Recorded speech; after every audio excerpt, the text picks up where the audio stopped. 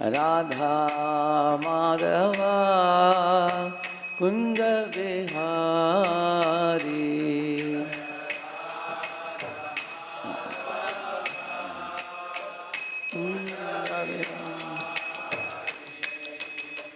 Gopi Jana Vallabha Girivaradhari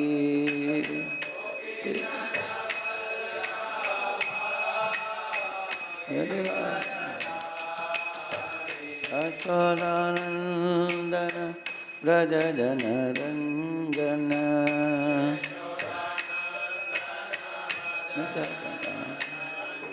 Yashodanandana Braja Jana Ranjana Yamunati Ravanachari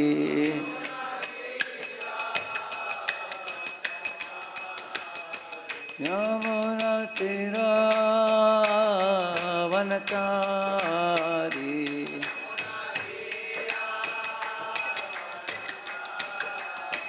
Jaya Radha Madhava Kunja Vihari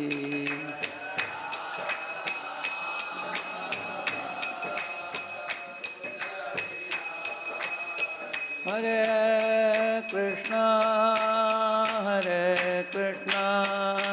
Krishna Krishna Hare Hare Hare Rama Rama Rama Hare Hare Hare Krishna Krishna Krishna Hare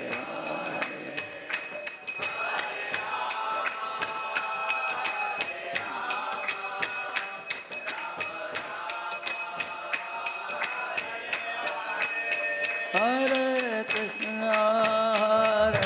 Krishna Krishna Krishna Hare Hare Hare Rama Rama Rama Hare Hare Hare Krishna Krishna Hare Rama Hare Krishna Krishna Krishna Hare Hare Hare Rama Rama Rama Hare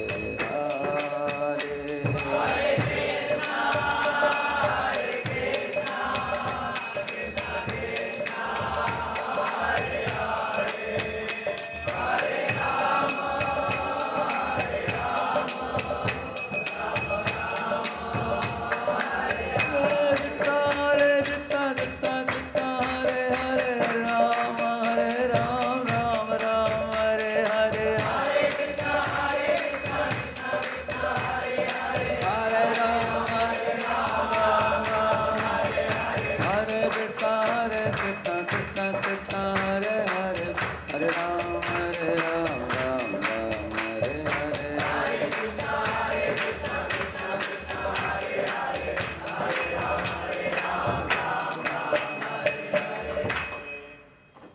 जय श्री राधा मदन मोहन की जय, श्री गौर निताय की जय, श्री श्री जगन्नाथ बलदेव सुभद्रा महारानी की जय, श्रील प्रभुपाद की गौर भक्त वृंद की। ओम अज्ञानतिमिरन्धस्य ज्ञानाञ्जनशलाकया चक्षुरुन्मीलितं येन तस्मै श्रीगुरवे नमः। श्रीचैतन्यमनोभीष्टं स्थापितं येन भूतले स्वयं रूपः कदा मह्यं ददाति स्वपदान्तिकं। वन्देऽहं श्रीगुरोः श्रीयुतापदकमलं श्रीगुरून् वैष्णवांश्च श्रीरूपं साग्रजातं सहगण रघुनाथान्वितं तं सजीवं साद्वैतं सावधूतं परिजनसहितं कृष्णचैतन्यदेवं श्रीराधा कृष्णपादान् सहगण ललिता श्रीविशाखान्वितांश्च नमा ओं विष्णुपादाय कृष्णपृष्ठाय भूतले भक्तिवेदांत स्वामिन्निति नामिने नमस्ते सारस्वते देवे गौरवाणी प्रचारिणे निर्विशेषा शून्यवादी पाश्चात्यदेशतारिणे नमो महावदन्याय कृष्णप्रेमप्रदायते कृष्णाय कृष्णचैतन्यनाम्ने गौरत्विषे नमः हे कृष्ण करुणा सिंधो दीनबंधो जगत्पते गोपेश गोपिका कांत राधा कांत नमोस्तुते भक्तकांचन गौरांगी राधे वृंदावनेश्वरी वृषभानुसुते देवी प्रणमामि हरिप्रिये वाञ्छाकल्पतरुभ्यश्च कृपा सिन्धुभ्य एव च पतितानां पावनेभ्यो जय श्री कृष्ण चैतन्य प्रभु नित्यानंद श्री अद्वैत श्री गौरभक्तवृंद हरे कृष्णा कृष्ण कृष्ण हरे हरे हरे राम राम राम हरे Ram Ram Hare Hare.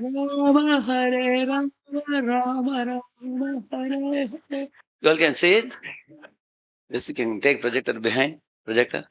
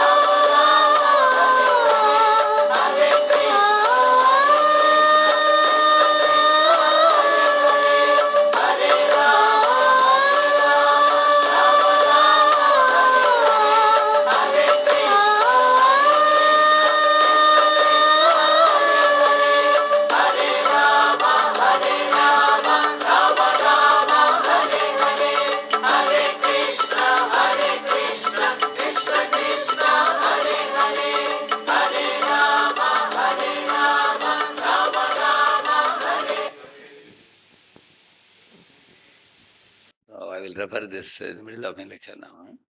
You can just keep in mind.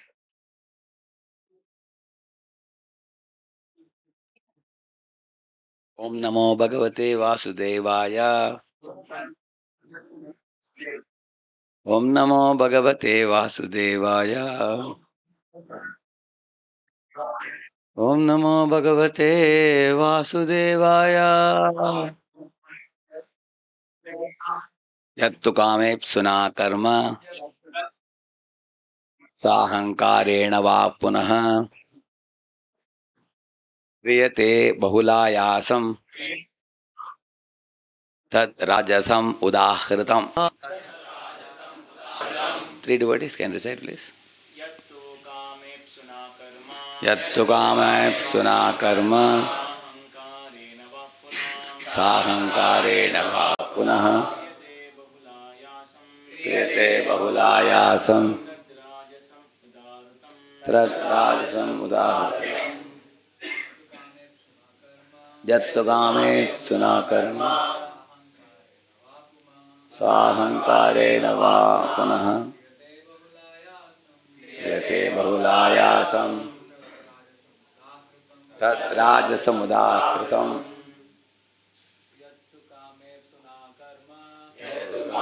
Suna karma sahankarena va punaha kriyate bahulayasam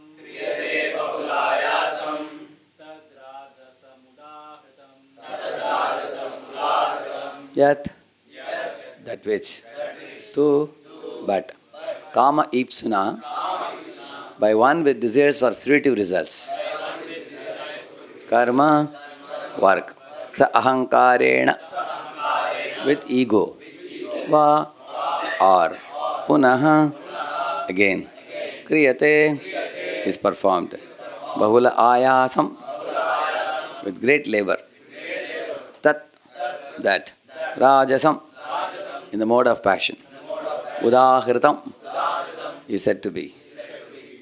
Please read the translation, one of you. Mike. But action performed with great effort by one seeking to gratify his desires and enacted from a sense of false ego is called action in the mode of passion. So there are three very important words used in this verse. Action performed with great effort means bahulayasam. Ayas or prayas. Bahulayas means great endeavor, great labor. And also one seeking to gratify his desires. Kama ipsuna. Kama ipsuna means he has got some very strong desires in the heart, attachments, which somehow you want to get it. Kama ipsuna. And enacted from a sense of false ego, sa ahankarena. He is doing it out of false ego.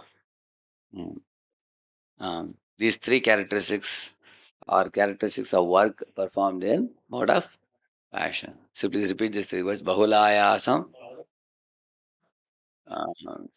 kamepsuna, and third one, sa ahankarena. Yeah, sa ahankarena. So these three words, let us try to understand these three words.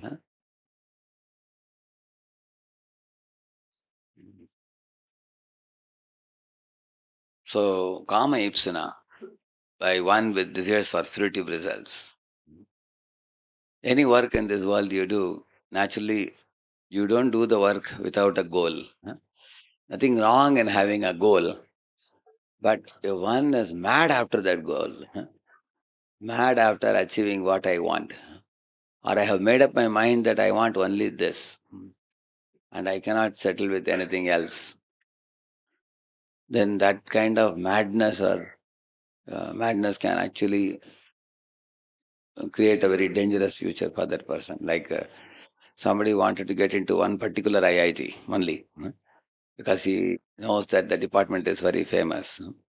But if he got in some other smaller IIT or not so famous IIT, or he didn't get in IIT, he got in ISER, or he couldn't get into IIT, got to NIT.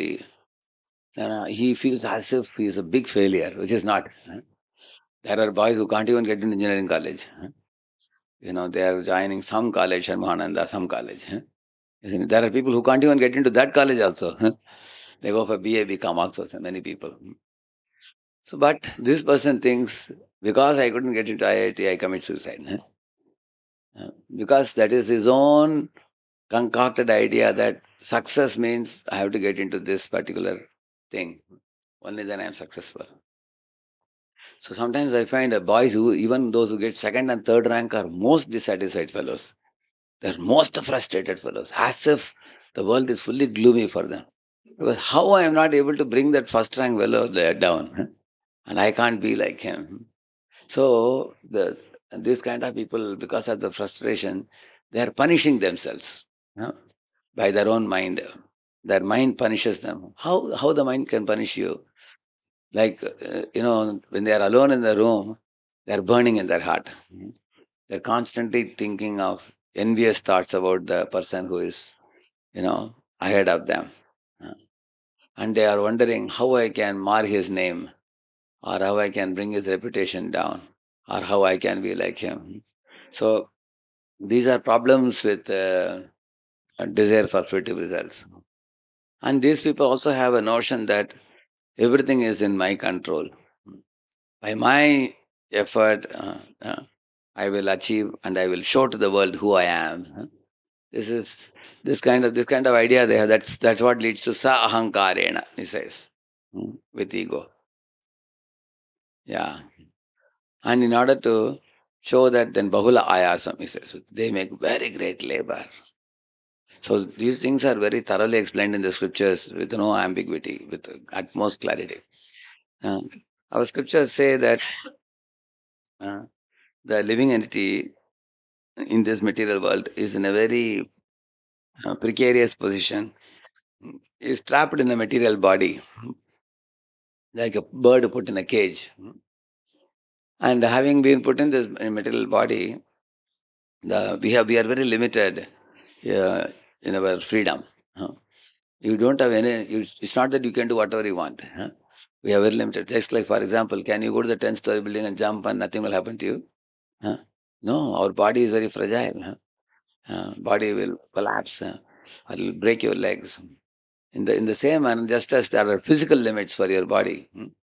If the temperature goes beyond 25, you feel restless. 20 degrees centigrade, you want an air-conditioned room or a fan or something like that. Temperature goes below 5 degrees centigrade, again you are uncomfortable. You want something to wrap up your body. So these are limitations of the body. And body cannot take heat or too much heat or too much cold. Yeah. Similarly, this body is a very fragile body.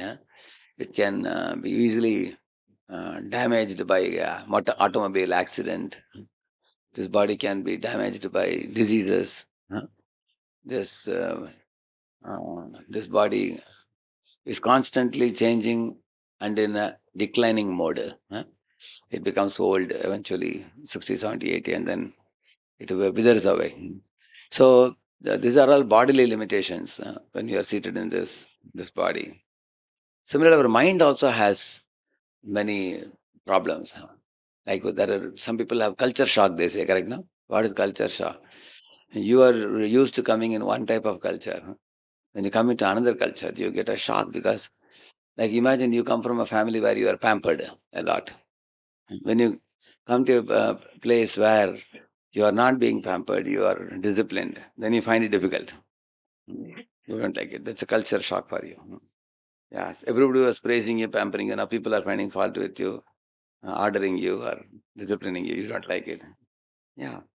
In the same manner, somebody lived very affluently, but sometimes billionaire families also become beggar families. Correct or not? In this world. So you will find that one can have mental turmoils. We are living in an age where the jobs are uncertain, where the academic results are uncertain, the future prospects are unclear. There is no, like, somebody, is getting, 80 lakhs per year. Another boy is not able to get even 10,000 per month. There are people, even after finishing. Those days, graduate means you can get something. Nowadays, simply because you are a BA, MA graduate, you don't get anything.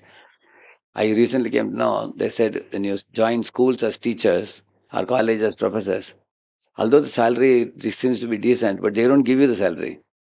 They say that will give you later. You know that? They delay. Or they give you, in hand, they give you 15, 20,000. And they say that other 40,000 you won't get now. In future, you may get. Although, but you have to sign in the paper that you are going to receive 60,000. Huh? So, the life is very pretty challenging in the modern times. So, therefore, there is always a fear that, the world is going in this type of direction. Uh, and unless you have a very strong spiritual inner stability, these three problems are disease of the mind. Correct, no? Kamepsuna, sahankarena, bahulayasa. These three viruses in the mind will not keep you peaceful. Huh? If one wants to be peaceful, one should be able to rise above it. So let us deal with one by one. Huh? Kama epsana, one with desires for fruitive results. So what is the meaning of fruitive result? This much input I am giving, that much output I should get. That is fruitive. Huh? For example, you will see four boys are giving the same amount of input, but the results they get are different. How many of you have observed it? Correct now? Isn't it? Huh? The preparatory leaves are same for the four boys. Huh? Everybody got 20 days leave. And they are using the same books. And they are giving the same examination. Question paper also is not different. It's the same question paper. But when they write, their performance is different. One boy told me, Prabhuji, why 20 days? Even if you give me 20 months also, my performance will be same. He said, because some boys, they have their own capacity, limited capacity. uh, to study, to hold the information, to reproduce the information, to be able to process the information, to analyze, to evaluate, to compare, to contrast, be able to think out of box. It's not the same in everybody. Everybody has different type of IQ. Yeah. So it's not that if input is X, then output should be Y. You cannot say like that. The money spent by the boys is same, the books are the same, the college is same, efforts may be same, but output is different. So here is where our karma comes into factor, account. Like for example, your good karma, you have good karma, you have a handsome body, you have good education, you have good food, good health, born in a good family. If you have bad karma, then you have ugly face and you're born in a slum, you don't get good food, you're sickly and you know and you have legal implications. And many times you face challenges in life and failures. So that means one should immediately think that something bad in the past I have done, due to which I am facing these inevitabilities, despite my not wanting them. Correct?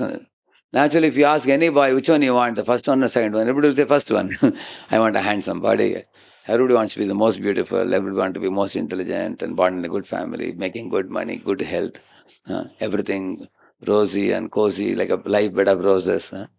It happens to some people, you will see, because they have a lot of stock of punya in the past. Correct? No? But even those people suffer some part of their life. It's not that they're always all right. So, when we develop a fruity mentality, we think that I am endeavoring and I should get this type of results. If I don't get, then I get angry, I get wild. Why it didn't happen like this? But actually, the Bhagavad Gita says that your role is only half. Your role is not everything, not even half. Your role is only 20%. I'll show you that verse. There is another verse. I'll show you. Other 80% is not in your hands. You can tell this word. Adhishtanam tata karta karanam cha pratak vidam vividascha pratak cheshta daivam chaivatra panchamam. There are five factors. You'll find adhishtanam means a place, karta means the worker, karanam means instruments, pratak vidam. Pratak vidam Vividaha, Karanam Pratak Vidam means different type of instrument senses. And Vivida, Pratak Cheshta means endeavors. And Daivam means a supreme. So let us give an example, it will make it easy. Shadhishthanam is like a car. Say you have a car. And Karta, you are the driver of the car. Okay. You are working in the car by driving. And Karanam, like you have the steering, you have the brake, you have the clutch, correct now? That is like Karanam. Yeah. And Cheshta, Pratak Cheshta means the exertion that you do. For example, you turn the steering, or you apply the brake, or you apply the pressure on the clutch, or what do you call it? Accelerator? Accelerator, is it? Yeah, accelerator. See, if you press the accelerator, you go fast. You press the brake, you stop, correct now? And if you use the steering, you turn. That means it decides the direction of the car, correct now? So these are chestas, endeavors, correct? And Daivam, that is the super soul, super soul's role, that is beyond fate. The Panchamam, these are five. So what here he is saying, let us assume one of you have a Maruti car, another one has a Benz car, correct now? So the cars are different, the maker of the car is different. So different makeup of the cars have different speed prescribed, correct or not? Correct now?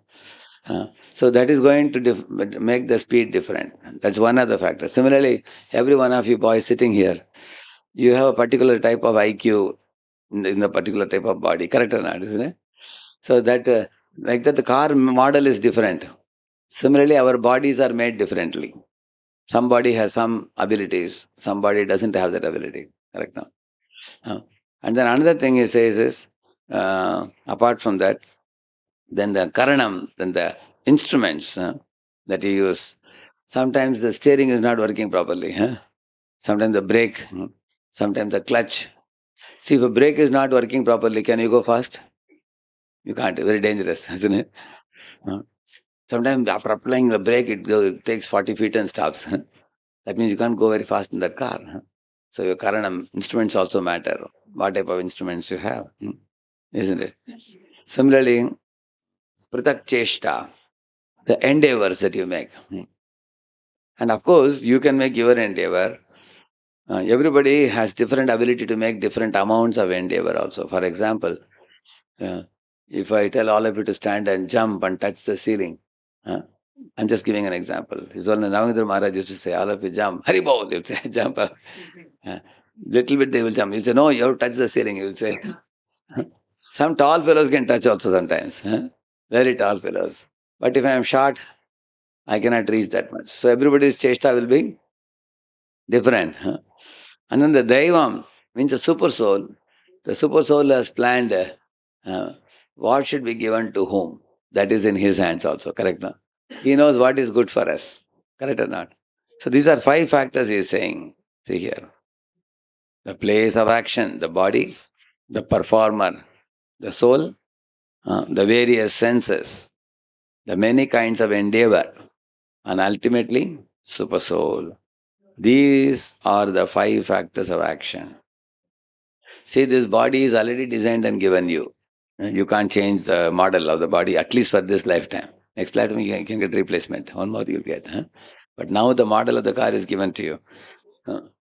For example, did you decide the pigment of color of your skin? You didn't. It was given to you. You can slightly change it by putting some fair and lovely or something.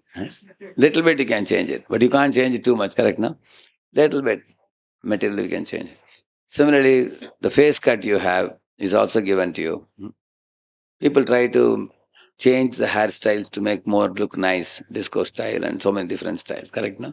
Go to beauty parlor, they will do so many things with your hair. Or even plastic surgery they do in order to make you look more nice. But do you think it makes a very big change? Not a very big change. Of course, some change they make, but not so much change. So the face cut and pigment skin color and all these things cannot be changed. So therefore, the body is already given to you, and the bodily capacity is also different bodies. As I told you, Luna has very low speed. Maruti car has little better. Benz has even more better. Then there are foreign cars like Lamborghini and all. There are vehicles which can uh, go very fast. Like amongst animals also cheetah. Cheetah is a very fast runner, correct no? Can jump like anything, extremely fast. Horse, very fast. But there are other slow animals also, like that. Mm. And the performer is the jiva, that is you. So you also have a contribution. Yours is only 1/5 of the contribution. huh? Similarly, your senses, for example, eagle can have telescopic eyes to see 50 miles distance. It can see from the sky a dead body on the ground. Do you know that?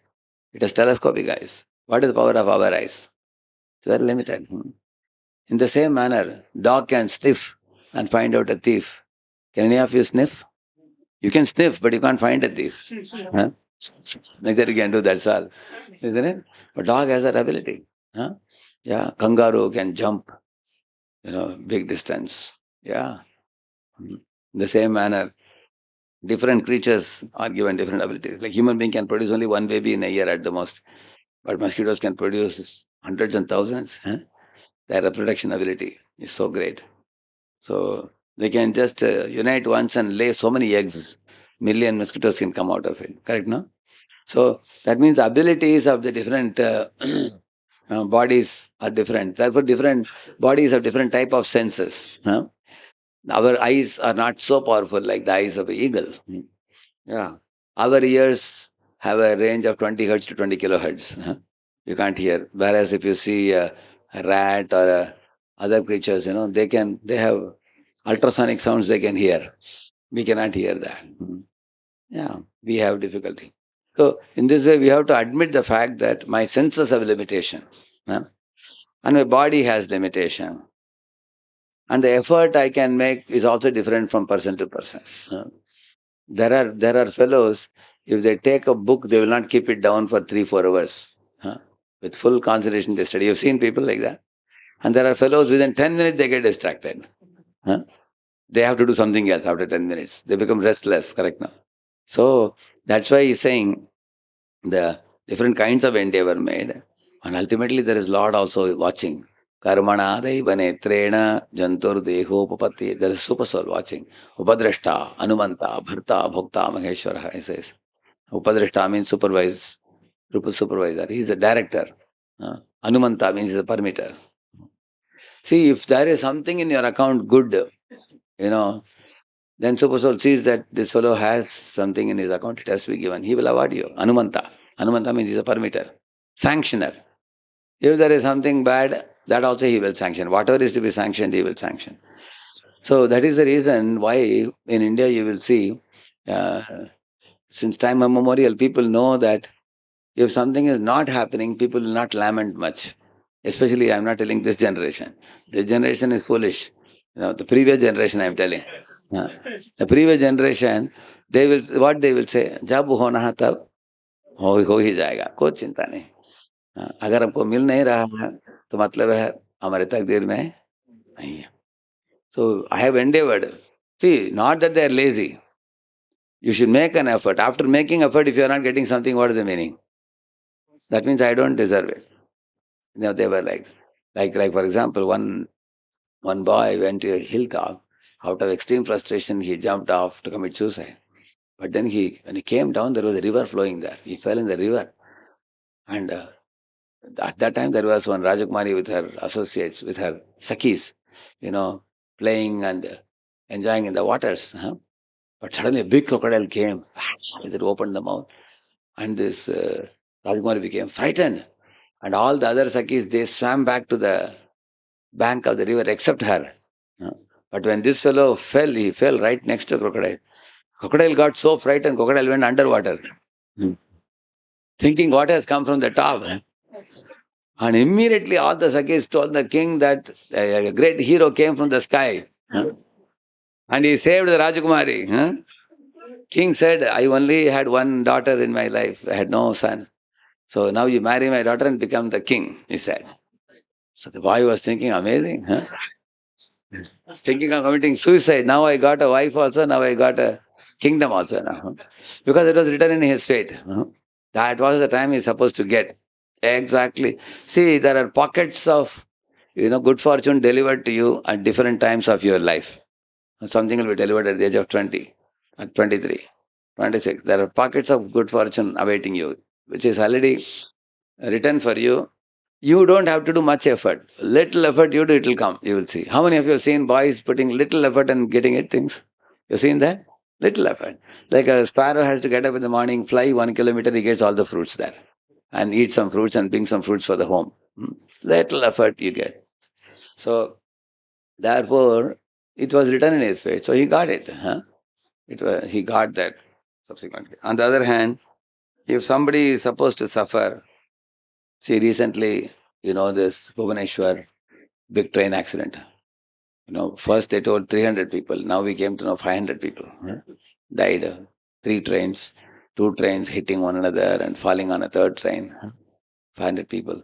These people would not even have even known that train can cause such terrible accident. People sometimes don't go in plane thinking that plane crash happened, there's no way to escape. Train people think if some accident you can jump out or something, people think like that. But even in a train, such terrible accident can happen, correct or not? Isn't it? So this material world is padam padam, happy padam, atesham, he says. Any point of time, if it is there and somebody's fate that he has to die in a vahanam accident, it's written in some of the people's fate that one while going in a vehicle, one will have some accident with the vehicle and that particular age. That also is very, very amazingly arranged. On that particular day, many living entities are brought together and they have their fate. huh. So those living beings are only put there. Like when Rajiv Gandhi was in Suchindra somewhere, one lady came to garland him, that. She was a live bomb, isn't it? At that time, one personal secretary of Rajiv Gandhi, he suddenly got some this thing. He said, I will come. So he had to go. So he went to bathroom. And another man wanted to tell something to Rajiv Gandhi. So he came, whispering something. He wanted to come and tell. He came. At that time, when the live bomb put the garland, that it exploded, correct? No? The whole body of Rajiv Gandhi exploded. So that person next to Rajiv Gandhi, the personal secretary, whatever, he had gone away, so nothing happened to him. And the other fellow who was far away came near, he got exploded along with him. Correct? No? So that means why? The fate is so rigid that if it has to happen, nobody can stop it. And a person who is not supposed to die is next to Rajiv Gandhi. So he's taken away. Correct, no? Suddenly he gets the pressure, he has to go. He's taken out. Because that is not written in his fate that he has to die. He is gone. And then somebody else who is supposed to die is far away, you come here. You are brought here nearby. Similarly, the train is going. So people are put together in a train where everybody's fate is matching. It's called a mass karma, we call it. So everybody is finished like that. It's a painful, painful thing. We certainly pray for the people who passed away. We pray that, they get suitable human bodies and practice devotion service and go back to Godhead. But at the same time, we should know that, like plus and minus, I told you two examples. I told you the suiciding fellow becoming Rajakumar, and these people having many hopes, they're going in a train and they're finished. You will see that. So there is a parameter of such actions. Upadrashta means director. Anumanta means parameter. Bharta means maintainer. Bhokta means supreme enjoyer. Maheshwaraha, supreme controller. What is his name? Paramatmeti chapyukto dehesmin purushaparaha. His name is Paramatma. He is ultimate person. He gives you these things also, like he is giving you the body, he is giving you the senses, you know. He is a super soul. And he is giving you the ability to endeavor also in this body. Everything is provided by him. So you are the only one person who is performer. That means you are the actor in this body, performer. Otherwise, your body is rigidly fixed. Your senses are fixed already. In the body, the senses are also fixed. Ability of the senses, ability of the body, and also your chesta, you have some amount of ability to do chesta. That is also fixed. And the super soul is fixed. What is one thing is in your hands is you are the performer. That's all. 1/5 of the account only you have. So, therefore, Kama Ipsana. Now, applying the same example, like I was telling you the car example now. Uh, one with fruitive results. Now, students who are studying or boys who are working in jobs. Like one boy was telling me that he was doing tuitions. His friend was telling, hey, tuition people are making 1 lakh per month, 2 lakh per month. But this boy is making only 25,000. But he's an intelligent boy. He said that, Prabhu, I don't deserve more than this because I am not so good in maths, he said. But still, they allowed me to be tuition teacher. Because in tuition, the children have to choose you. Correct, no? Children say that he's a good teacher, you'll get good salary. If that means customer satisfaction is very important, correct, no? Only then his salary is hiked up. Otherwise, not. Hmm. So that means, do you think all tuition teachers get the same amount? No, no. It varies from person to person. That is why, because the type of body you have, the type of intelligence IQ you have, the type of senses you have, the type of effort you make. See, when you make some effort, that's going to come. Effort part, I'm not talking now. I'll come to that very soon. But right now, here, what I'm saying is kama ipsuna means, kama means desire. Ipsuna means hankering. Hankering for certain desires. Like a person, he cannot cogently speak English. One sentence also he cannot frame. But he has a desire to be a TED talker. Is it good? There are people like that. But he has, like I saw one fellow, when I wanted, in one kirtan, I wanted one fellow to play Mirdanga. So he brought the Mirdanga, he moves hand very vigorously. But the sound is not coming properly. Because he has not practiced.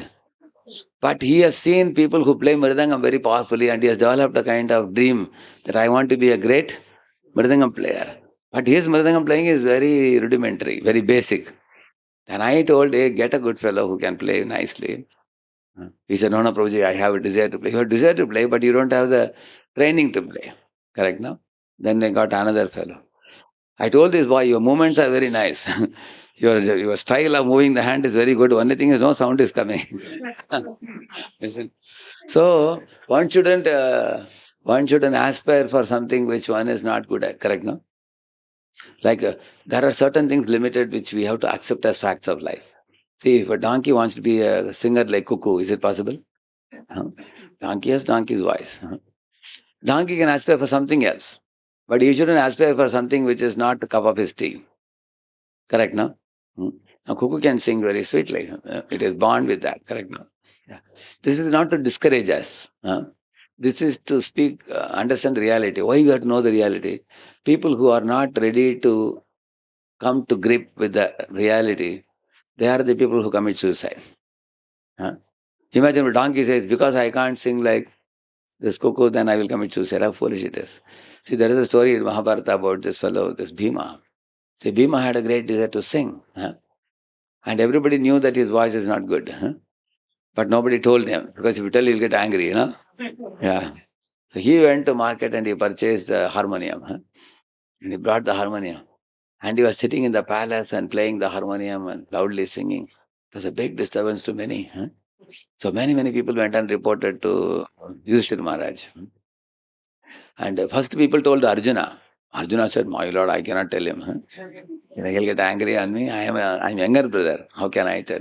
And it's not proper etiquette also to correct the elder brother. No, you better go and report to Yudhishthira, they said. So when the matter came to Yudhishthira, Yudhishthira is also a very sensitive personality. He's not a person who can just immediately correct somebody. He was wondering what to do.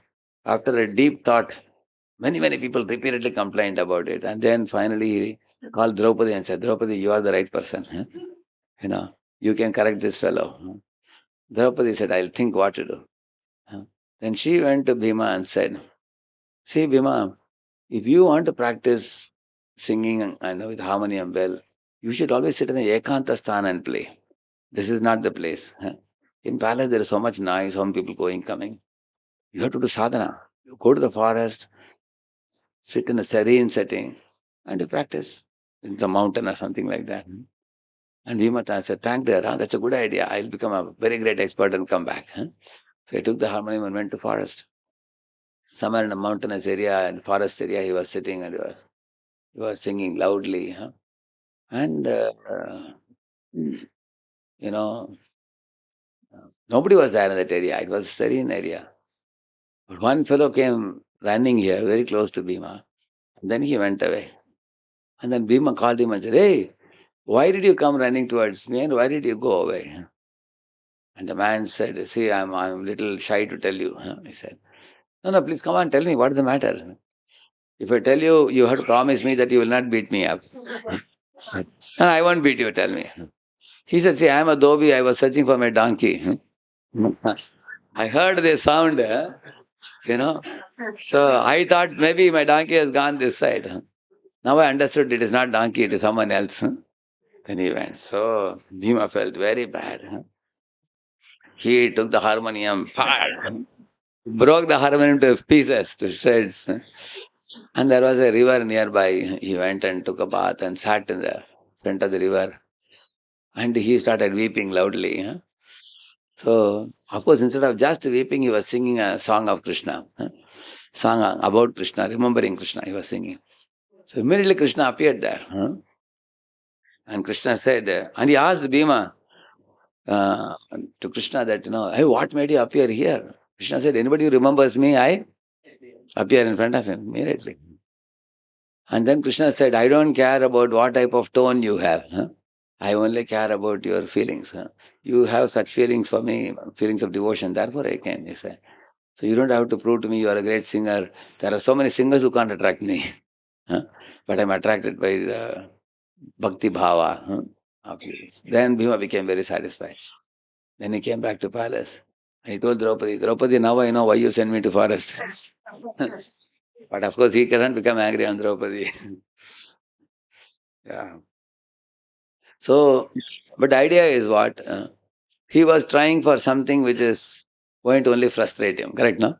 He was trying something in the wrong direction. That's why it says, Kama Ipsina, I mean, don't hanker for something that is not meant for you.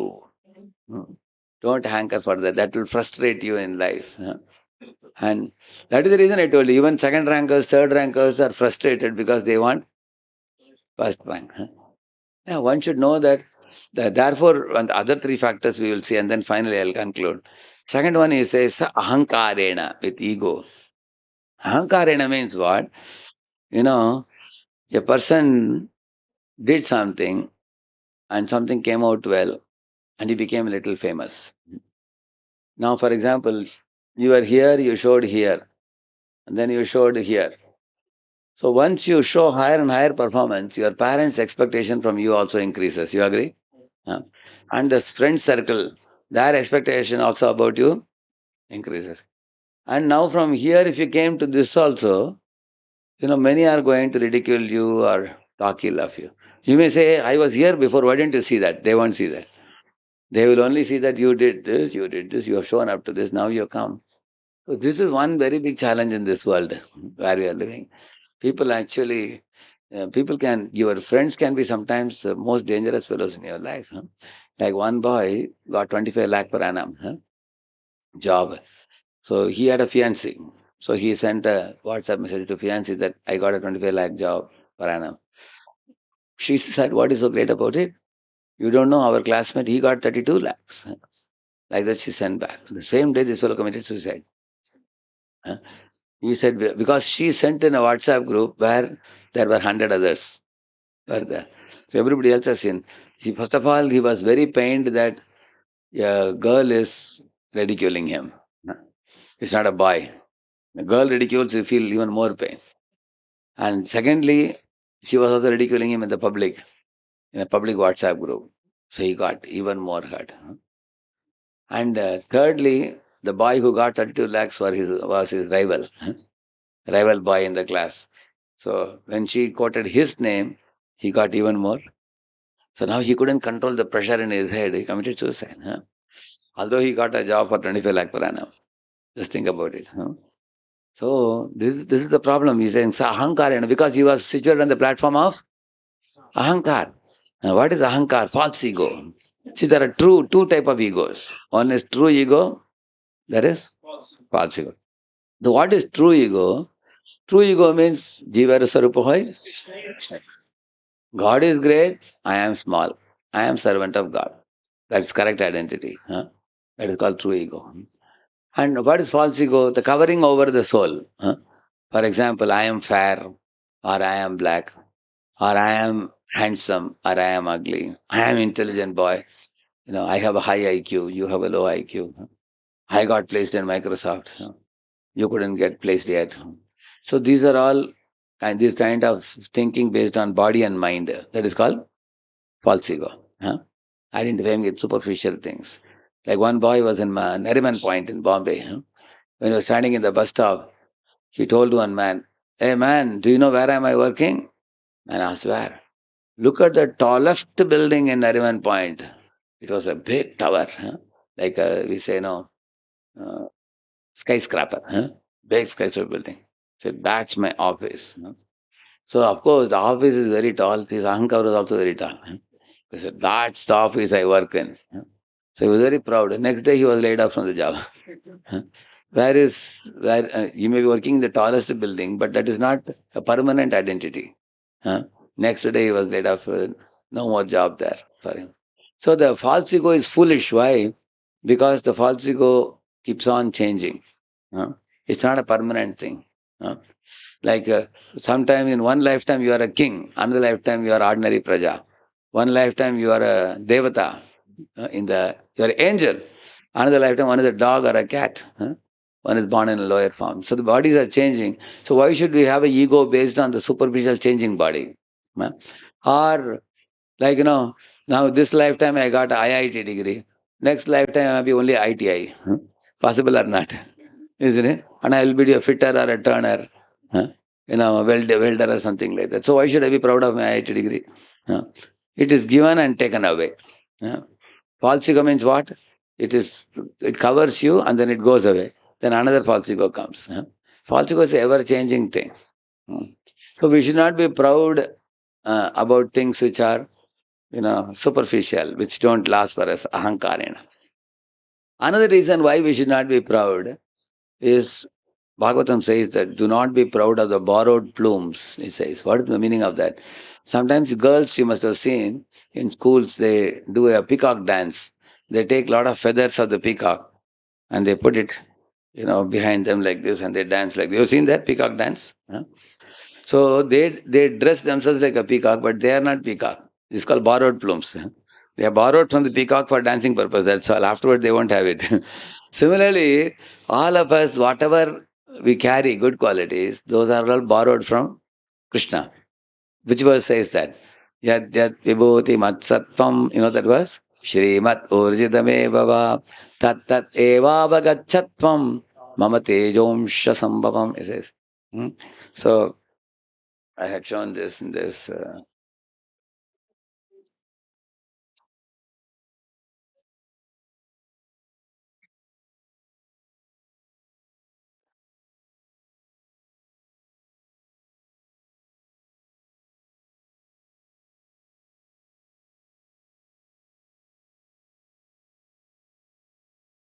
Yeah.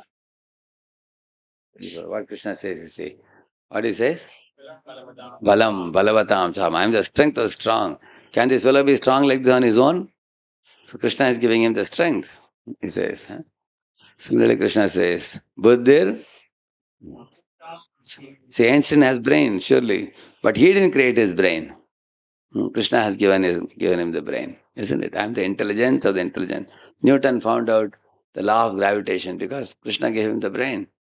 Therefore, Prabhupada said, give God the Nobel Prize. Prabhupada said, because God gave the brain. Give him the Nobel Prize, he says. In this way, he says everything. I am the taste of water. I am the light of the sun. I am I am causing the rains and I am causing the different type of fruit juices by the moonshine.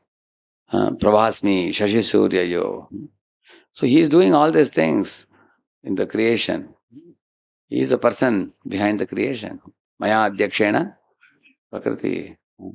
So in this way, he is the essence of everything. He is the very best of everything. So when we understand these things, there is no ahankar for a devotee. Ahankar, false ego is dissolved for a devotee. Devotee knows Krishna is the master, I am his servant. Whatever I possess, he has given me. See, the 120 elements in Mandali's periodic table, which man has observed in this world, for which each of the element you can write a structure, correct, no?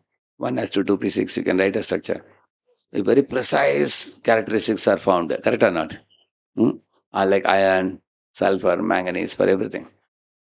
So the salts and bases can be tested in the laboratory. Even though sometimes two salts look similar, but when you test it using some experiment, you can find out the very specific lakshanas, correct, no? That's the way he has created in this world. So it's 120 elements with which all the industries are running now. Who has created those elements? Krishna says, I am the source of all of them. Bhumi, Rapo, Anala, Vayu, Kamana, Buddhi, Revacha. So therefore, the elements are created by him. And my senses like eyes, ears, nose, tongue, skin, hands, legs, that is created by him. My brain is supplied by him. So if all the three things I told you now belongs to him, plus there are eatables like the fruits and berries and grains and cereals and spices, that is also created by him. And even the things which I desperately need, like air to breathe, water to drink, the wind, the rainwater, correct? No, the water, the wind, the sunlight, the moonlight, heat. All these things are supplied by him. So any devotee with a little common sense can immediately ascertain that all these things are supplied by Krishna, and I am only on the receiving end. I am receiving them and using them. Why should I have ahankar? Huh? He is the boss. He's a good boss, nice boss. He's supplying me so many things. I have to be grateful to him. And therefore, a devotee doesn't think, I am very important. He thinks, who is very important?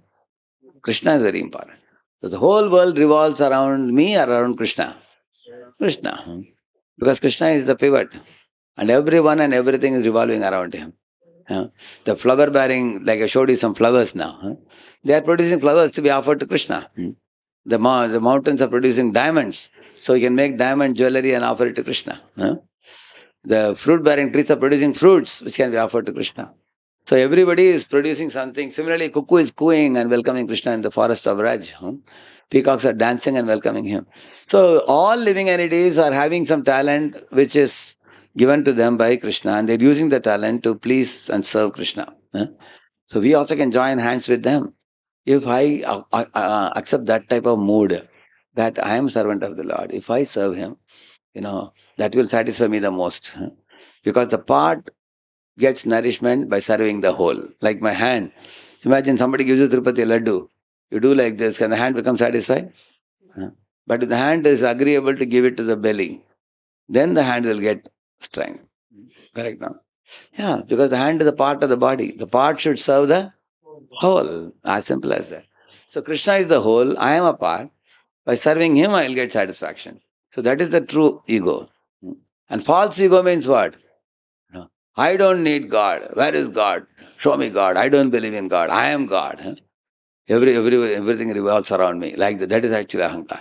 Or some people say money is God. Money is not God. Money is God's wife. Correct, no? Because money is Lakshmi. Lakshmi is Vishnu's wife, isn't it? Money is not God. They made money into God. Like Ravana made money God. So he wanted to get like a Sita alone. And he got destroyed by that, you will see. So it's ahankari. So ahankara means to think that I am the pivot of the world. Actually, modern day education makes you think that man is the central figure in the whole creation. Correct or not?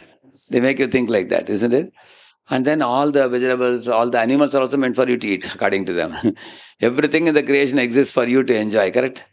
Actually, everything is there in the creation for enjoyment, not for our enjoyment, for God's enjoyment. And we are supposed to, if you give enjoyment to God, then you will also get. You will get your share, undoubtedly. Because God is such a kind person. If you give him, he will give you back. But if you try to take everything and enjoy yourself, then you have to, then you will be punished as a thief. As said in the Bhagavad Gita 3.11, you will find. He says that. Actually, leave alone this concept which I am telling. Even if you are working in a company, simple thing I'll tell you.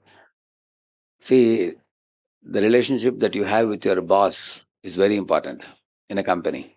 Your promotion is in his hands. Your hands are his hands. Even though you may perform very well, unless he gives a recommendation, you are not going to be promoted. You can't demand that I have shown this performance, you have to give me. Because there are many, many parameters. He may say that, yes, he's a good performer, but he may switch out to another company. Better not give him promotion. We can say like that. But if he recommends, you will get very easily. So, and another interesting thing, when you have a good connection with the boss, many adjustments can be made possible. Like you want to go for 1 week yatra to Jagannath Puri now, in Amber or something like that. So the boss and you have a very intimate friendship. The boss treats you like a younger brother. Hmm. You just call him and say, Sir, I have to go for a 1 week yatra. If you want me to do some overwork, for 1 or 2 months, weekends also I can come. And he may say, yeah, come for next 2, 3 weekends, you come. Let us finish off the project. Then you take 1 week leave, no problem, he will say. Huh? But in case you have a problem with the boss, you have a irritable relationship with the boss, even though he can sanction you leave, he will not sanction you leave because he wants to make you suffer and he delights in your suffering. Correct, no? So therefore, even in your company situation, it is better for you to have a good relation with the boss. In the same manner, if a boy's father is sending him money when he is in college, any son should be polite and respectful to his father. Correct, no? He's your boss before you go to the company. Till you are in the college, who is your boss? Your father is your boss. After you go to company, your company boss. Similarly, for all the jivas, Krishna is the boss. The ultimate boss on a boss. The ultimate boss. So, he was telling his Lokanath Maharaj said, सारे दुनिया के आधुनिक पढ़े लिखे लोग मूर्खता से सोचते हैं कि सब कुछ अमीबा से निकला है. अमीबा से नहीं, विठोबा से. you know. So Vithoba is a supreme father of all. And if somebody shows ahankar and rejects him, he is the greatest fool. Because, see, the greater the boss, greater his influence. Correct, no? Prabhupada says, if you go to America, for example, you don't know anything about America, but you only have only one thing. You are a thick, closely connected friend of President of America. Related to American president. Do you need anything in America? You don't have to worry. You just go to airport. The airport people will receive you warmly, and the VIP treatment they'll give you. They will move all the crowd aside and they'll bring you. Correct, no? And they will take you in a special vehicle to the president's office, and you can dine with the president. And then you can ask the president, please tell me how are the communication systems you are running in the country? What are the transportation systems? How are the political systems? Sitting in his room, within 2, 3 days, you can know the whole America, if you want. And that's what Arjuna did with Krishna. Krishna, please tell me the truth. Krishna said, Bhumina Panalava, you come on buddhi revacha, ahankar ityame bhinname prakshita. In one verse, he finished the material energy. Aprayamitastu prakriti middhime param. Another verse, he finished spiritual energy. So all the truths were revealed to Arjuna in one question only. Krishna revealed it. But if you don't have relationship with Krishna like the Jnanis who have the ahankara to think that we are God, then the Jnanis are like what? Jnanis are like a worm. For example, imagine if a worm is sitting in the branch of the tree, it has to find out the root of the tree. But it has to figure out the root himself. Is it easy? So he goes in a tree like this, he moves slowly, slowly, slowly. And then he comes to the end of the branch and says, this is the root, he thinks. But this is not the root. There are multiple branches going this way, that way. It's a twisted tree, complicated tree. But if somebody catches that worm and puts in the root of the tree, then he can know the root. But on his own, he is not able to figure out. So therefore, Bahunam Janmanamanti. He takes many, many lifetimes it takes. So for a Bhakta, life is very easy. Bhakta gives up the Hankara, gives up the false ego, and accepts that Krishna is the ultimate doer. He is in control. I have given an interview. If Krishna wills, he will give me the job. I have given my exams. If Krishna wills, I will get good marks. No, like Radha Gopinath temple, there was one boy who used to assist Gaurang Prabhu in JJ Medical. He used to work so hard bringing boys for the program and everything. He would hardly study the books. Gaurang Prabhu will repeatedly scold him. Hey, every time you are enthusiastic for Krishna consciousness, but you are not studying. Because of Gaurang Prabhu's too much push here and there, little bit he studied. But the day before exam, he had come to Chapar temple. Gaurampur said, hey, tomorrow is exam, you come here. प्रभु जी अभी mercy case हो गया प्रभु जी, he said. अगर भगवान की mercy हो तो मैं पास होऊंगा, नहीं तो नहीं. So I thought instead of studying the book, now I can pray to Radha Gopinath. He came. So he prayed. And the amazing thing, next day, when the question paper came, whatever portion he had studied, exactly that came. He wrote very well and then he passed. So he went around and telling everybody, see, I studied only this much and I got good marks. Because Radha Gopinath mercy.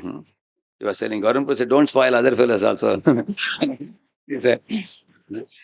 So sometimes you see that you do your part and then, like, you sow the seed, God gives the rains. You give the interview, the panel has to choose you for the job.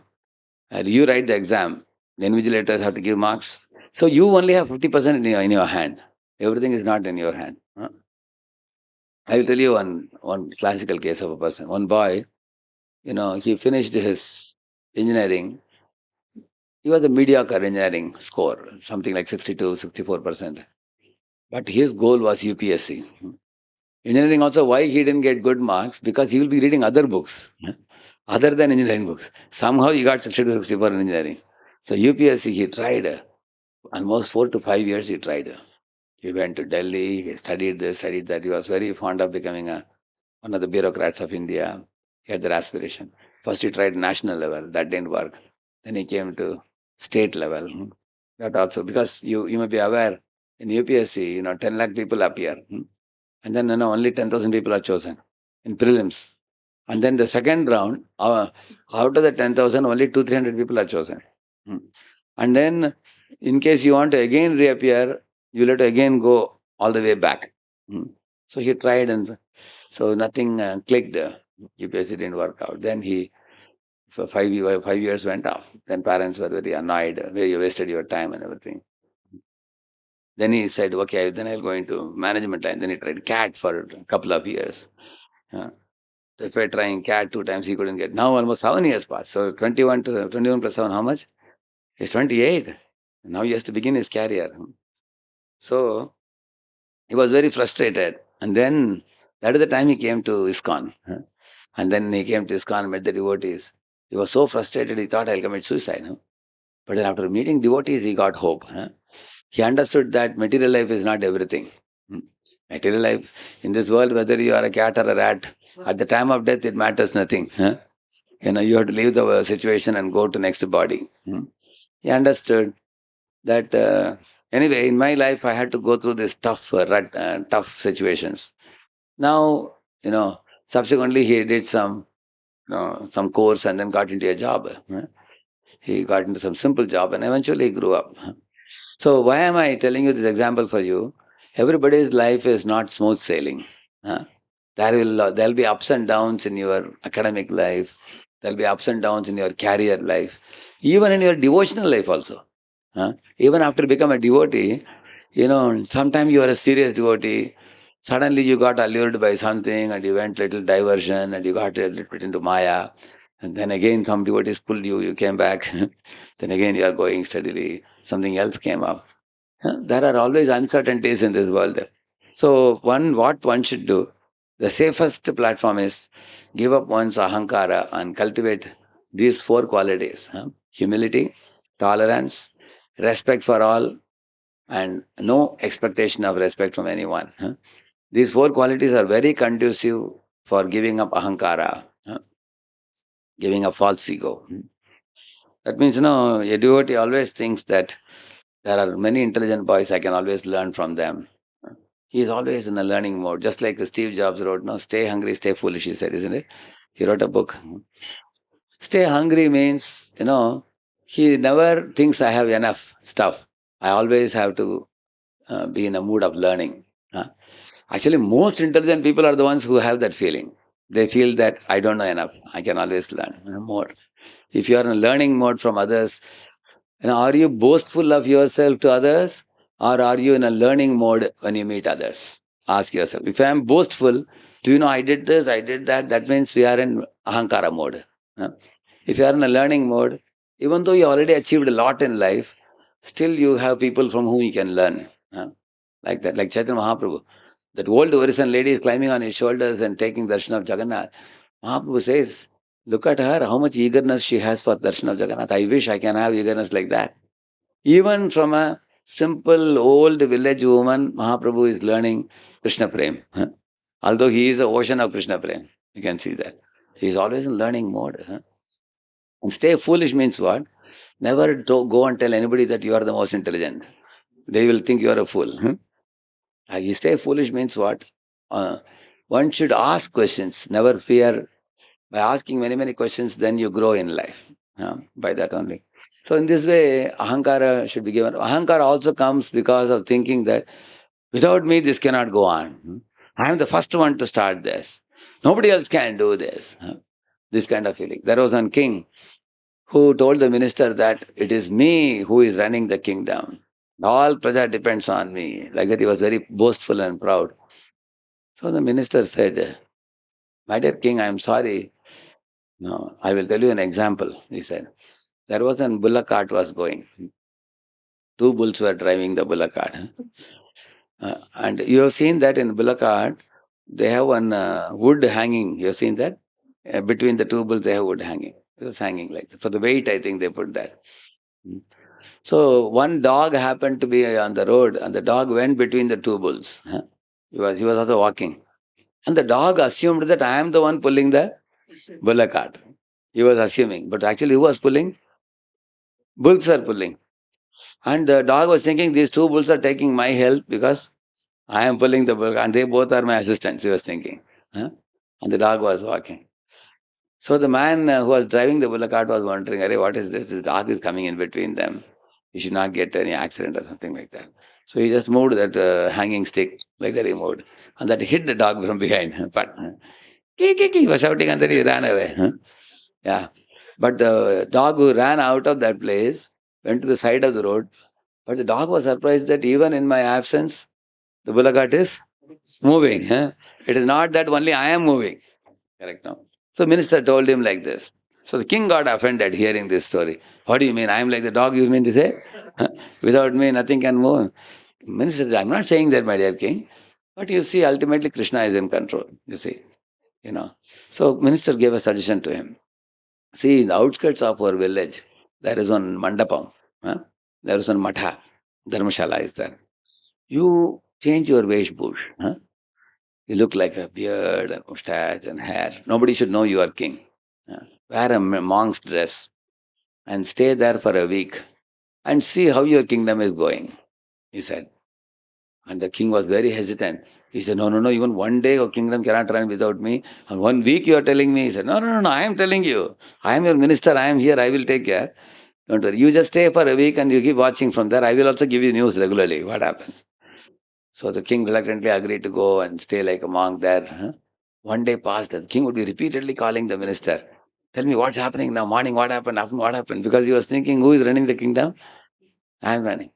So after 3 days or 4 days, the king was feeling very restless. Should I come back? Should I come back? He asked the minister, no, not yet, not yet. You stay there. And the neighborhood, all the people started talking, king is missing, king is missing. And the king told the minister, everybody is saying I am missing. Should I come now? He said, no, let people say. Just wait and watch. And the neighborhood kingdom king came to know, king is missing. So he attacked. Now the king shouted at the minister, hey, neighborhood king is attacking. Now I have to come. I can't listen to your word anymore. He said. The minister said, my dear sir, your son is ready to go for the war. Your son is about 14 years now. He has taken military training from the age of 6. 6 to 14 he is trained now. By the age he becomes 16, he'll be out of the Gurukul after that. He'll be a proper Rajakumar and he can become the next king. Most of the training is over for him. So he is ready to give a try now. Give one chance to your son. He said, no, he's a small boy. What can I do? He will easily be defeated in the battle. I am afraid. He said, no, don't worry. Let him get one opportunity. So the minister had a tough time keeping the pressure playing king down. And amazingly, this boy not only defeated the king, he conquered his whole kingdom. He sent all his ministers. The neighborhood kingdom was taken away. And the king who came to attack, he was put behind the bars. And all the people showered flowers, put garland, and the neighborhood kingdom also came under this kingdom. And there was a big festival. Everybody said, make this boy the king. Anyway, our king is missing. Let this boy become the king. And that king anymore couldn't stop. He came running immediately. He threw away the monk's dress and put on the king's dress. I'm here, don't worry. I'm available for all of you. And all the people told him, sir, it's all right. You may be a king, but you see, your son is also very chivalrous, very powerful. Now you can relax, let your son be the king. So he got very put off. Then the minister told him, see, my dear king, you have not chanted Hare Krishna, that's a problem. If you chant Hare Krishna, you will see that everybody gets old in this world, correct now? One day you will get old. You know, body is like a gadi, it will not work, gada gada gada gadi it will be. It will not work. Don't try to keep the control in your hands even after you become 60, 70, 80. Hand over the control to your son. And then you push up, you chant Hare Krishna, go back to Godhead. Minister said. So the king was thinking he is indispensable. Correct. Now, this is one aspect of Ahankara. Ahankara means I am a very important person. Like in IIT, I was telling you, in my time when I was studying in IIT, in the beginning of 90s, there was one boy who was a topper in first year, second year, third year.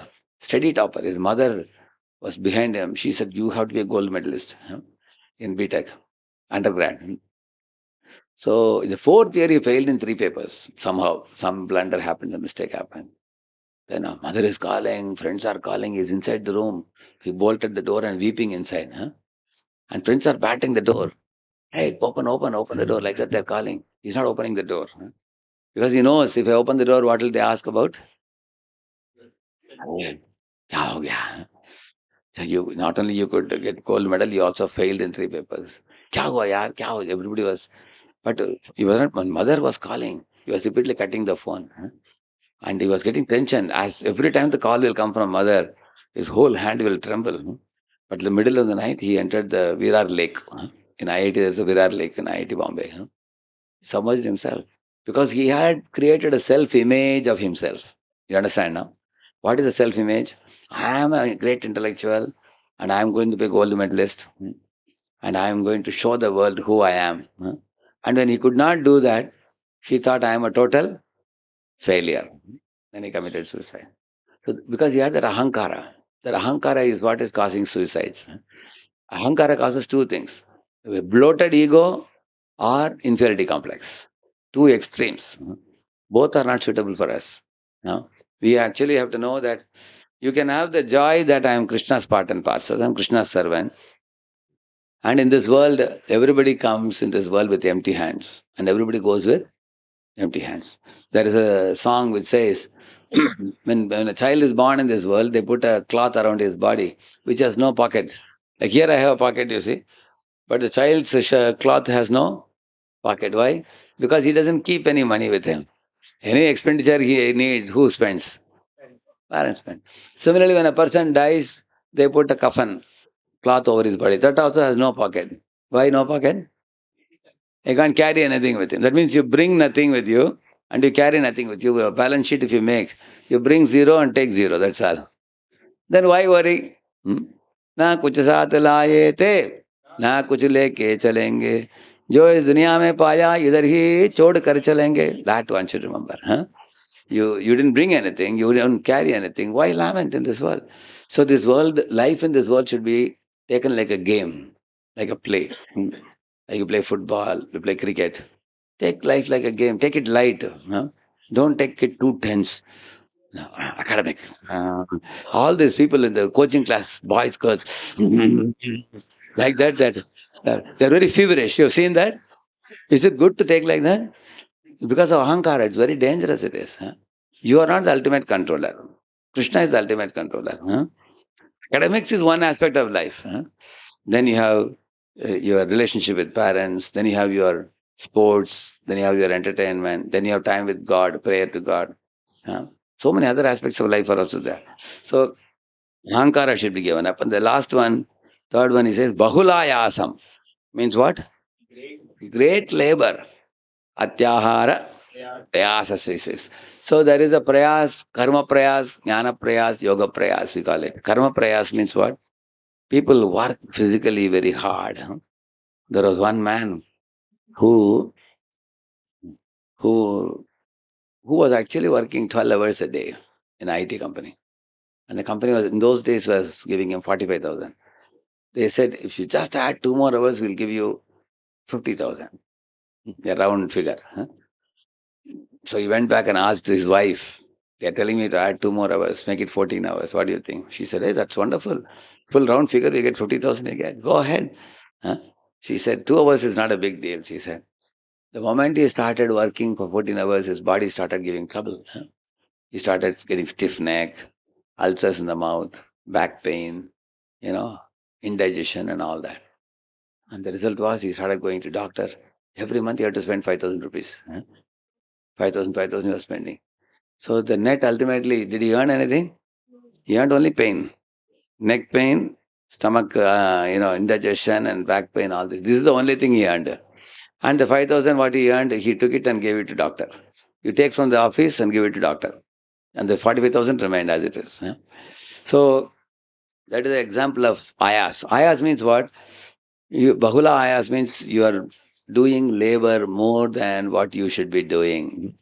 According to Prabhupada, in the seventh canto, you will see, Prabhupada gives a very clear indication of, how one should work in an office. He gives a very nice.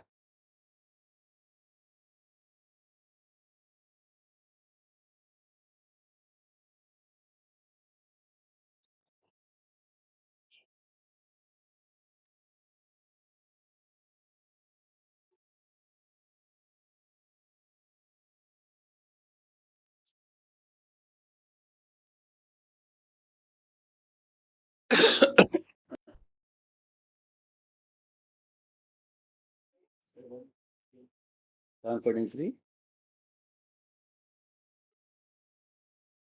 This one, yeah. Early in the morning. Do you want to read this? Read this? The human form of life is meant for liberation. But unfortunately, due to influence of Kali Yuga, every day the Grihasthas are working hard like asses. Early in the morning, they rise and travel even 100 miles away to earn bread. Especially in the Western countries, I have seen that people awaken at 5 o'clock to go to offices and to factories to earn their livelihood. People in Calcutta and Bombay also do this every day. They work very hard in office or factory and again they spend 3-4 hours in transportation returning home. Then they retire at 10 o'clock and again rise early in the morning to go to their offices and factories. This kind of hard labor is described in the Shastras as the life of pigs and stool eaters. I am Deho Deho Bhatam Loke Kashnam Kaman. Of all living entities. Of all living entities who have accepted material bodies in this world, one who has been awarded this human form should not work hard day and night simply for sense gratification, which is available even for dogs and hogs that eat stool. One must find some time for hearing Srimad Bhagavatam and Bhagavad Gita. This is Vedic culture. One should work 8 hours at the most to earn his livelihood. See how many hours purpose is? One should work? 8 hours. Clearly, it's there in the purport. 8 hours at the most to earn his livelihood. And See, if you are working 8 hours in the office and your bus takes you 1 hour up, 1 hour down, it becomes 10 hours. Not a problem because in the 1 hour in the bus you can relax or you can do reading, proper book reading or hearing something you can do. Nowadays they have good, decent buses they have. So you don't have to drive a bike. You can sit in the company bus and go. And 8 hour job is good. Some boys have this type of jobs I've seen, even today also. Yeah. And either in the afternoon or in the evening, a householder should associate with devotees to hear about the incarnations of Krishna and his activities and thus be gradually liberated from the clutches of Maya. However, instead of finding time to hear about Krishna, the householders, after working hard in offices and factories, find time to go to a restaurant or a club where instead of hearing about Krishna and his activities, they are very much pleased to hear about the political activities of demons and non devotees. And to enjoy sex, wine, women, and meat in this way waste their time. This is not Grihastha life, but demoniac life. The Krishna consciousness movement, however, with its centers all over the world, gives such fallen and condemned person an opportunity to hear about Krishna. Yeah. In the dream. In a dream, we form a society of friendship and love, and when we awaken, we see that it has ceased to exist. Similarly, one's gross society, family, and love are also a dream, and this dream will be over as soon as one dies. Therefore, whether one is dreaming in a subtle way or a gross way, these dreams are all false and temporary. One's real business is to understand that one is soul, aham brahmasmi, and That is activity. his activity should therefore be different. Yeah. Then one can be happy. Yeah, then he's quoting Brahma Buddha Pratidharma. So one who is engaged in devotional service can very easily be liberated, the dream of materialistic life. Huh? So in this way, Prabhupada says that Bahulayasam is explaining how people are slogging. Why a man is slogging? Because he thinks if I slog more, I can earn more. Correct, no? That is the notion many people have. Actually, you will see Prabhupada quotes the example of Modi. He had thousands of people working under him, although he was only Anguta job.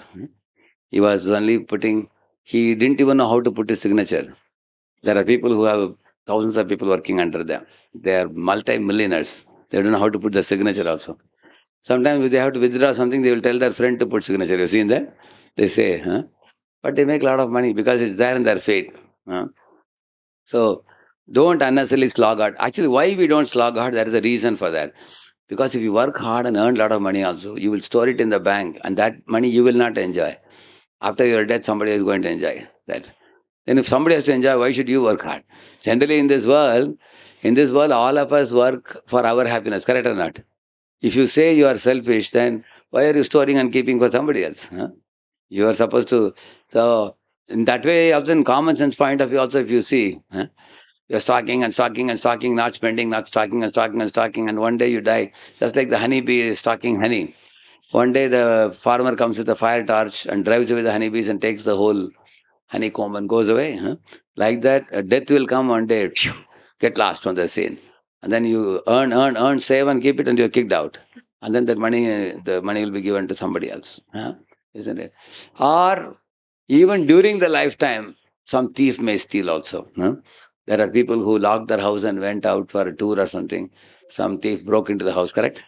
They have lost gold coins, money, and everything. So either money leaves us or we leave money. That's for sure.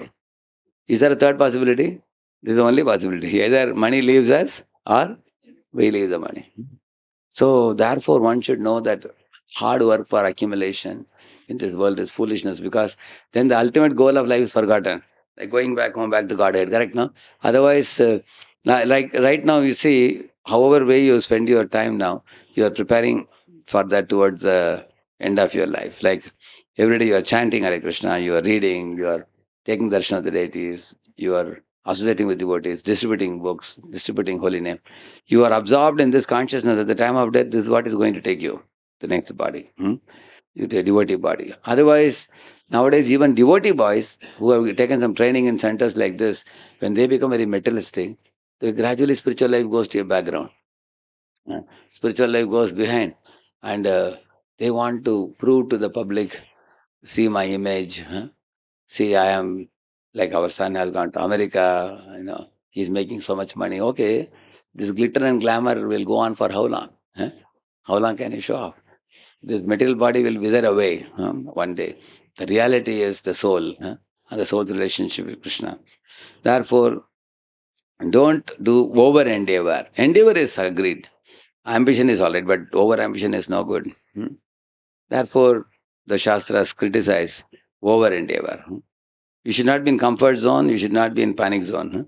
In the stretch zone, you have some effort you have to do. Give up laziness. Krishna very strongly tells in Gita, giving up laziness also. You can't be lazy also. Krishna doesn't say you just eat and sleep as a devotee. He doesn't say that. Arjuna also, if you see, Krishna told Arjuna that not that you sleep in the chariot and I will fight for you. No. I will give you advice, but who will fight?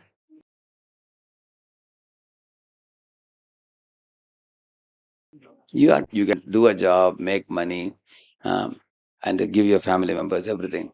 But this is not the only goal of your life. This is a this is actually a material duty in your life, but the spiritual duty, vertical duty should not be forgotten. This is a horizontal duty. Horizontal duty will keep you in the material world. The vertical duty will take you back to Godhead. So that's what he is saying here. An action performed with great effort by one seeking to gratify his desires and enacted from a sense of false ego is called action in the mode of passion. I spoke on this because modern day society is very much characterized by mode of passion. So here are a couple of questions, uh, one of which I answered, I think, in this. Give the mic to him. Some students have asked, yeah. This question related to this, you can finish up. You can read this.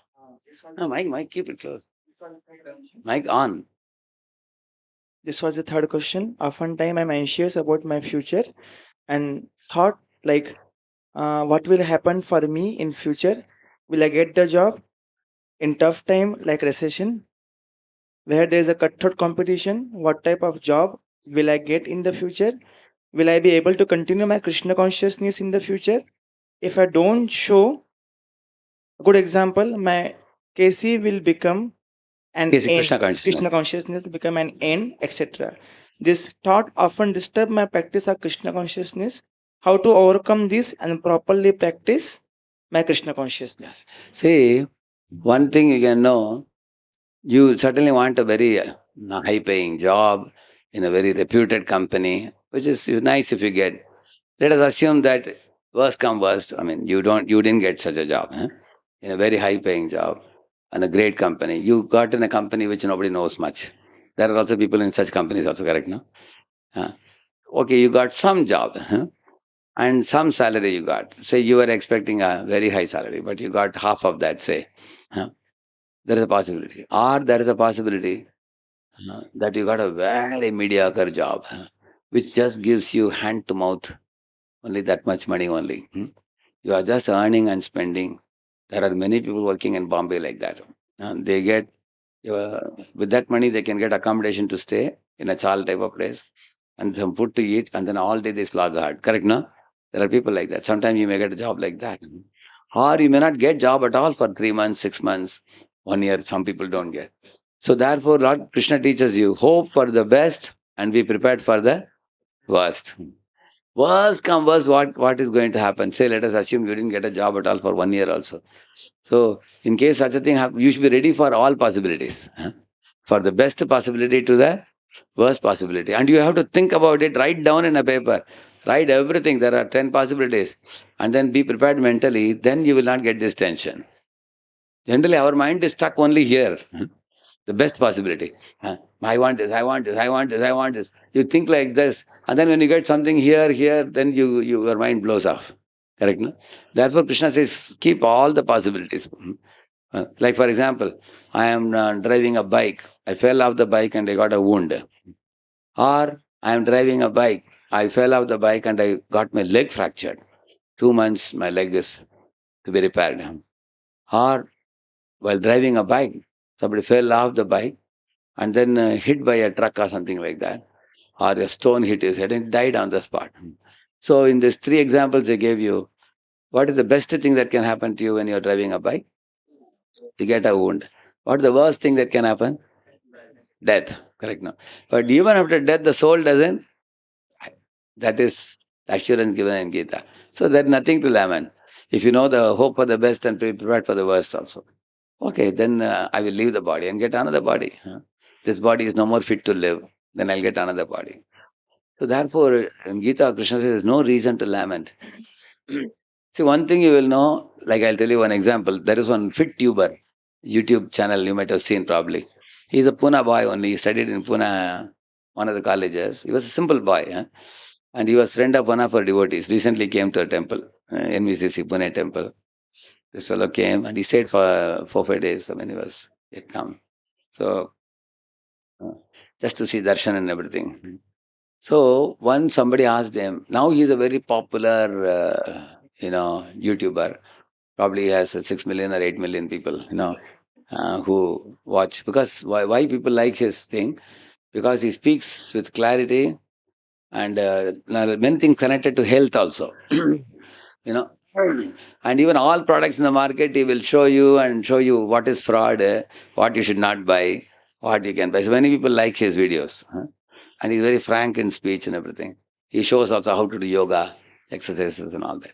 So in one interview, they asked him, you have become such a popular YouTuber now, big man now, and you are touching lives of millions of people now, with Ayurveda. He's Ayurvedic doctor, I think now, with Ayurveda and hygienic life and all these things, eco-friendly life. So in case you were not entertained in YouTube so much and people didn't recognize you, what would you be doing? So in that video, if you see that video, he has put, he shows a picture of himself standing in a hot gadi with fruits, fruits and salads and fruit juices and with a turban on his head. This is what I'll be doing. Because this is my mission, he says. My mission is to see that people eat vegetarian, eat simple, and don't ruin their health, ruin their body. Either I will achieve it like with a hard gadi, a small number of people I will influence. And if I can be a YouTuber, I can influence millions of people. But ultimately my mission is same. In the same manner, if this boy who is asking this question, if you are a Krishna devotee, if you have a high paying job, you can earn a lot of money and give to Krishna. If you didn't get any job also, or you got some very meager job, still ultimately in both cases you can be a Krishna devotee or not. Will Krishna say that because you didn't get a good job, you can't be my devotee? Will Krishna say that? Either case you are, Krishna will accept you in fair weather and foul weather. In like we say, in rain and shine. In both cases he will accept. So this boy, I would tell him that he has to get very strongly rooted in Krishna's shelter. Then you will have nothing to worry in this world. Be prepared for the worst and hope for the best and anything in between. But these are all temporary material situations. But my shelter in Krishna is everlasting shelter. So my vision is be a devotee and make others devotees. Is that the mission of your life? If that is the mission of your life, you have nothing to lament in this world. Like somebody become brahmachari. One brahmachari said, Prabhuji, if I join your temple as brahmachari, can I shine like Gauranga Prabhu or Amogla Prabhu or Amarendra Prabhu? And if I cannot shine, then what is the use of joining? He was asking. I said, hey, you are talking like making a career, even as a sadhu baba. I said, Are you are a fakir.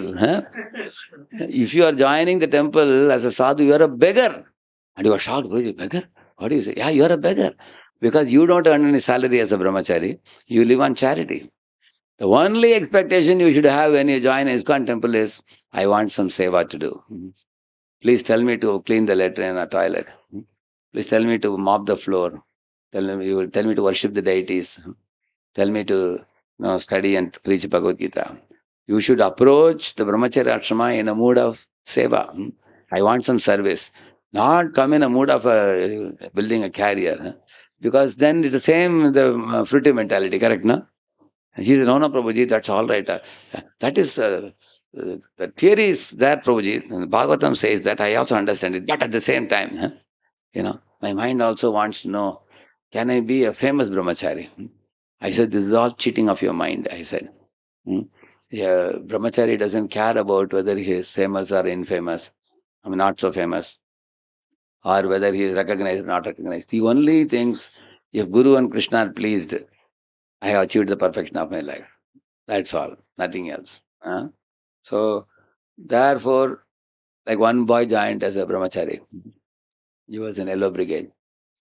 And when he finished Yellow Brigade, he said, Prabhu, many of the other people told me that I am a very smart talker. I speak, I am very energetic person and a motivating talk I give. So now I want to go and get training in motivational speech.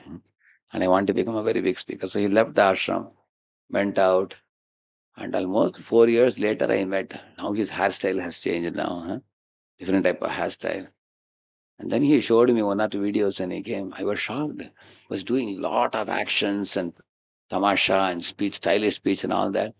Still, he doesn't have many big followers now. He has some small number of followers. But he says, I am on the way to become a big famous speaker.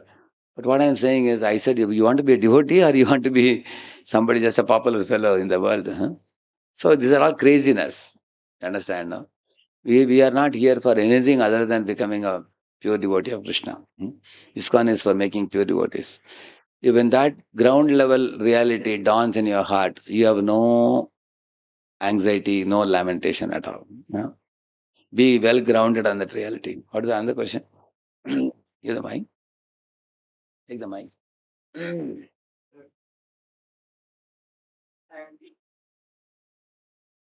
I am doing so many things better Sound than is other coming? devotee. Sound is coming?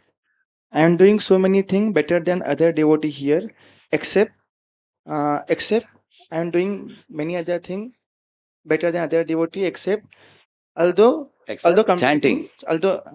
except chanting, although completing 16 noun, still I see that they are far more ahead than me in their humility, obedience to superior. I don't see any progress with myself. I have to prioritize chanting, then I have to leave few things. What should be doing so that I can become more humble, more obedient to superior? See what this fellow devotee is feeling. If I chant some more rounds, quality rounds, then if I study the Shastras more deeply, then I will cultivate qualities like humility, simplicity, friendly behavior with devotees. And in this way, I can become a properly situated Vaishnava. But I am not doing that. Instead, what I am doing, I am working too hard. Prayas, in spiritual life. Like in prayers in spiritual life, also you have seen, no? Sometimes, running here and there, distributing books, following up the boys, sleeping late night, getting up in the morning and sleeping in the chanting time, poor quality chanting, poor quality reading, and most of the time going to get groceries from the market, cooking prasad, feeding the boys, follow up, keeping database, organizing camps, and then sometimes you feel burnt out. Sometimes even in the services, some boys have got fed up because of too many services like that. And they become angry also with many people because of not reading and chanting going on well. Uh, Such devotees who are very hardworking, they also become irritable with other people and they don't show proper Vaishnava behavior. So other Vaishnavas are also unhappy. His leader is also unhappy with his behavior. So then he feels, I'm doing a humpty amount of service, but nobody is happy with me. Plus, my chanting and reading is also poor. So it appears like a failure in my life. Correct, no? On the other hand, the other fellows are very conscious of their japa, sadhana. They sleep on time, they get up on time, they take care of chanting, they take care of their reading, sadhana card 80/80, everything is good. But they don't do any service. So which one is better? You all understood it? How many of you understood clearly the question? Okay.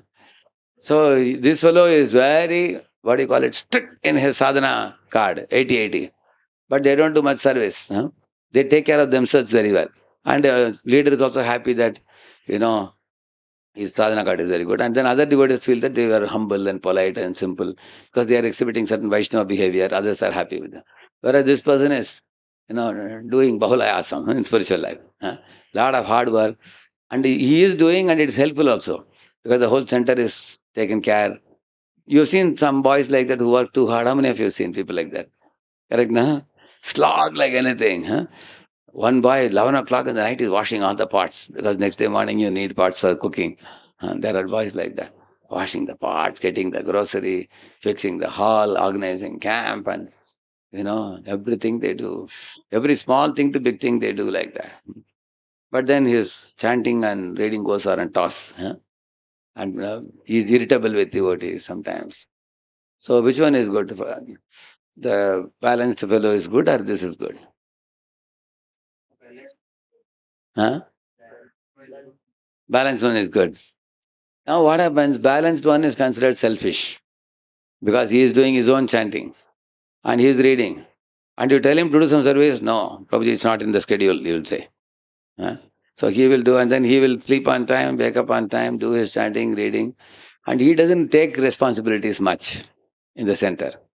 He is more or less concerned about me and my sadhana and my going back to God. It is thinking like that.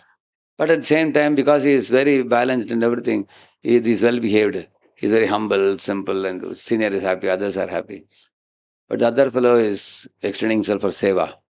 But seva becomes so big that sadhana and sadachar, they go to background. So which one is good? Huh? Both are good? Both are not good. Yeah, we need a balance. So what would you tell this person who is slogging fellow? What would you tell him? You should tell him that your seva is becoming a mindless endeavor. Huh? Mindless. Nowadays there is a lot of talk about on being mindful. Huh? Mindless endeavor means what? Service is not, even he says this, our Satchidananda Maharaj says, book distribution doesn't mean you just load the bus with books and go and deliver huge number of books in the village and come back. It's not like a universal parcel service, united parcel service. You put the books and go and deliver and come. Actually, you have to distribute the books with consciousness because you have to touch the people's hearts. When you go to the villages while giving books, lovingly you have to give the books, speak to them about Krishna, do some kirtan, and your good behavior should touch the people's hearts also. And giving book is actually you're gifting them, Krishna consciousness. You're giving them Krishna, you should remember that. But if you are not reading, chanting properly, your service will become like karmi work. It will become like a material work. So what makes the material work spiritual is your divinity in your consciousness. So this hardworking fellow should be told, Prabhu, wait a minute, write down everything you're doing, cut down some of your service, and then chant properly and read properly, and then balance. And the other fellows should be told, hey, you are taking care of yourself, thoda extend karo, sacrifice, take some of his service. Whatever service is told to cut in this person, that should be given to those guys. Correct, na? Catch them and bring them out of the room. Chalo abhi bahar aao. Nikalo, chatai ko fold karo. Grocery lekar aao. Some people, whatever you tell only they will do. You seen that? Jitna jo bola, so kar. Only that much they will do. So then the manager has to be intelligent. You should cut down some portion of this fellow service and give to them and push them a little bit. And they will do it like that. So that way both will get balanced. So these people will learn little selflessness and that fellow will learn little taking care of his consciousness. So both are important. Is that clear to everybody? That's all, no? Thank you. Yeah, quick. The progress of Jiva depend upon the sincerity of him or the ability of teacher. Because oftentimes we discuss in our discussion of preaching that mistake of immaturely dealing with the juniors, not providing facilities, have chances of boy leaving the association. Now, if the Jiva is sincere, why do this condition affect him? And on the contrary, how if a Jiva is insincere, he picks up because of mature dealing of the seniors. Going to the shloka, yayathama prapadyante, it is never mentioned about the ability of teacher. It is only mentioned how Jiva approaches the Lord. Lord reciprocate accordingly. If that is the case, why so much planning to be done for preaching? See, when you are sitting with the teachers, like here, many of your mentors here. How many of your mentors here? You take care of boys? You can raise your hand. You are all mentors. So, when you are talking to mentors, you should tell about the deficiencies of the boys or you should tell the deficiencies of mentors. Like I am talking to all of you. You are all going out and preaching and you bring the boys and you take care of them. So, should I tell your faults, what you need to improve, or should I tell the faults of the boys? See, the boys under you are not sincere, therefore they went away. Should I say that? Or should I say that you as a mentor, you didn't do your job well. If you did your job well, the boys would not have left. I should say that, or I should say I think the boys were not sincere, therefore they left. I should say what I should say. I should say the deficiency of the boys or deficiency of the mentor. Deficiency of the mentor, because you need to change. Even if there is deficiency of the boy, that is another time we will talk about it. Because by talking about the boy's deficiency, you will think you are a great soul with a halo around their head. You'll be thinking, I am very wonderful and the boy is having problem. Actually, a guru means, guru should chastise the disciple according to Chanakya. Lalane bahavo dosha, tadane bahavo guna, tasmat putramsha shishyamsha, tadayet natu lalayet, he says. If a guru simply pampers the disciples, they will get spoiled, he says. They have to correct the disciples. So if your mentor has to be told, Prabhu, you had 10 boys under you, now you have only 2 boys. What happened to the 8 boys? You will say, Prabhuji, ye tama prapadyante, Krishna says. As they surrendered, I extended myself. So the 8 fellows were not sincere. 2 are sincere, I am keeping. If he says, then you have to tell him, Prabhuji, there is some problem with you. If 8 boys have left, you have to find out. Now you send another fellow to call those 8 people and ask why you left. And those people, 8 people say, Prabhuji, this fellow never calls us. He is in his own world. He never invited us for special occasions. We thought there is no program. We were not taken care, so we lost. Then you put them under another mentor, and that fellow carries these 8 boys powerfully ahead. So when you talk to mentors, we tell the mentors deficiencies. And this is what you need to improve. And when you talk to boys, when the boys are coming on the program of the then I also give strong class. I want them, I tell them, see, we can't be chasing after you. You have to have sincerity. We can give you, see, we are providing this hall for you, facility, we are providing good prasadam, we are providing knowledge. If your college boys, you guys are not interested, we will leave this place and we will go to another college. Wherever there is welcome for us, we will go there. And we have enough demand in this world, remember. It's not that we are only with you. Wherever there is, even in America, I am going now, there are 4 dozen places people are calling, but I am only going to 10 places. I have clearly told these parameters, if you don't match, don't call me, I will not come. The temple has to provide us a room for the boys to stay. They should provide prasadam. The youth preachers, leaders should come for a meeting together and they should adopt the model what you are suggesting. If you follow all these things, then we are with you. Otherwise, we will go to any place where people are willing to comply with. Because life is short, the time is very precious. We cannot waste. So when the boys come for the class, we tell them that, hey, don't think we can be running behind you, catching you for the classes. You should have interest. And if you clearly don't have interest, you tell us that, no, we are more happy with cinema, watching and playing with video games and everything. Then we'll say bye-bye. And we'll go to another college, wherever boys are interested. I have told this openly in many of the voice centers. When voice centers became shrunk, small in size, I told the boys, what are you here? Do you want or not?